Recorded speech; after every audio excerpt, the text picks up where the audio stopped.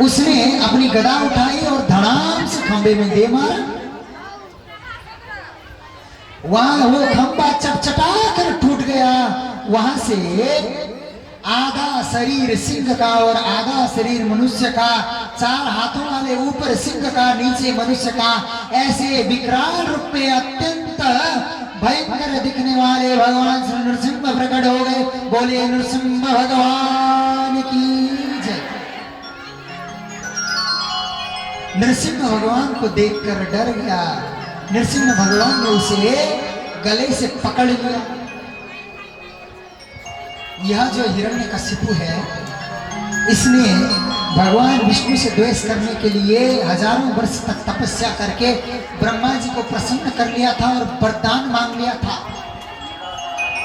कहा था कि मैं दिन में भी ना मरूं, रात में भी ना मरूं, आकाश में भी ना मरूं, मैं पाताल में भी ना मरूं, घर के भीतर भी ना मरूं, घर के बाहर भी ना मरूं, मनुष्य से भी ना मरूं, देवताओं से भी ना मरूं, किसी भी अक्षर किन्नर गंधर्व किसी से भी ना मरूं, इस संसार में जितने भी शस्त्र अस्त्र हैं उसमें से किसी से भी ना मरूं, 12 महीनों में किसी भी महीनों में ना मरूं। इतने सारे वरदान मां, इसने वरदानों की झड़ी लगा दी।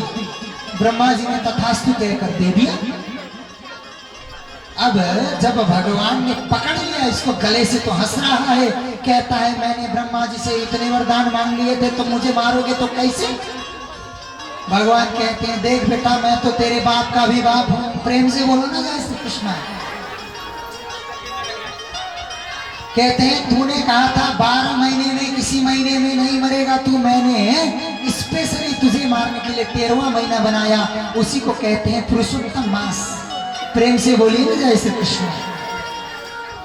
भगवान कहते हैं बेटा तूने कहा था तू घर के अंदर भी ना मरे, बाहर भी ना मरे, इसीलिए तेरे वक्त के लिए मैंने तुझे देख आंख खोल के कहां रखा है, तो ठीक दरवाजे के बीचों बीच रखा था, इसलिए कहते हैं दरवाजों के बीच में खड़े नहीं होना चाहिए।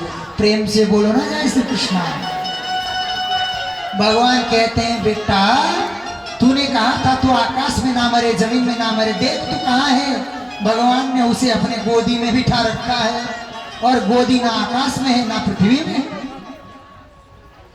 भगवान कहते हैं बेटा तूने कहा था तू किसी शस्त्र अस्त्र से नहीं मरेगा, मैंने कोई अस्त्र नहीं धारण किया, देख मेरे नाखून लंबे लंबे, ये तो कोई शस्त्र अस्त्र नहीं है ना।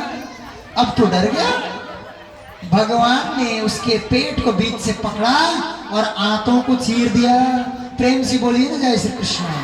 भगवान इतने क्रोधित हुए, भगवान के भक्त को जो तकलीफ पहुंचाता है ऐसे दुष्टों का भगवान इसी प्रकार संहार करते हैं। आंतों को चीर दिया और अंदर से आंत निकाल करके गले में धारण कर लिया। क्रोध से बहुत हुंकार भरने लगे, मर गया। प्रहलाद ने विनती की हे भगवान इसकी दुर्दशा नहीं होनी चाहिए। भगवान ने कहा बेटा प्रहलाद जिस घर में तू जैसा भक्त हो उसकी दुर्दशा नहीं हो सकती, सीधे वैकुंठ गया है। प्रहलाद को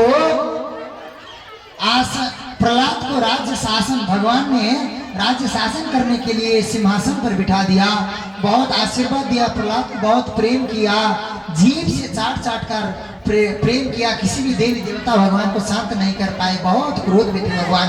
प्रहलाद जी ने ही निवेदन करके भगवान को शांत किया। प्रेम से बोलिए ना जय श्री कृष्ण। तुम कहते हो भगवान पक्षपाती होते हैं, सुनो भगवान कभी पक्षपाती नहीं है। भगवान ने दानवों को तो तारा ही तारा, दानवों पर तो कृपा करी, भगवान ने तो जानवरों पर भी कृपा करी है।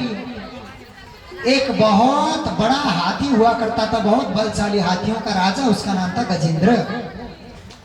वो गजेंद्र इतना बलशाली था, अपने अलावा किसी दूसरे को कुछ भी नहीं समझता था। वो एक दिन अपने सब परिवार के साथ एक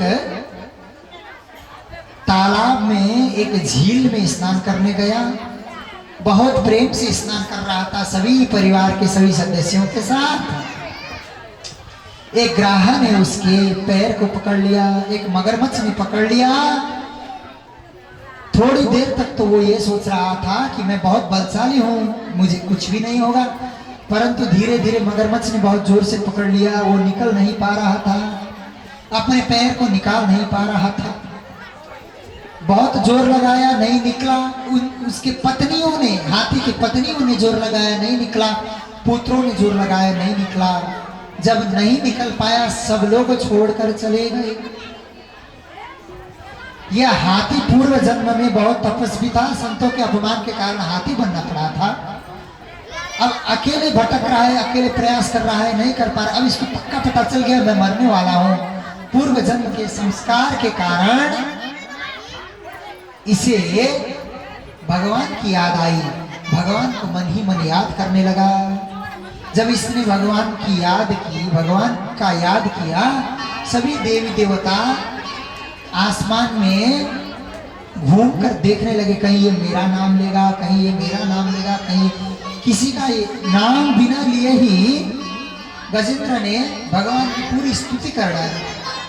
नाम किसी का नहीं लिया, बाकी देवी देवताओं ने उनका इंटरेस्ट नहीं दिखाया, लेकिन जिसका कोई नहीं उसका भगवान है। भगवान ने सोचा ये नाम किसी का नहीं ले रहा है तो ये पक्का मुझे याद कर रहा है। भगवान श्री हरि का अवतार धारण करके तुरंत गरुड़ पर बैठ करके वहां पहुंचे। भगवान को देख करके अब इसने एक कमल का पत्र अपने सूंड से उठा लिया और भगवान को अर्पण कर रहा है। सुनता सरश्री बोले गृहीतार्तो दृष्टा गुरुमध्य हरिम को उपात चक्रम उच्छिप्य सांबुजकरम गिरवा कृच्छान नारायण अखिल गुरो भगवान नमस्ते।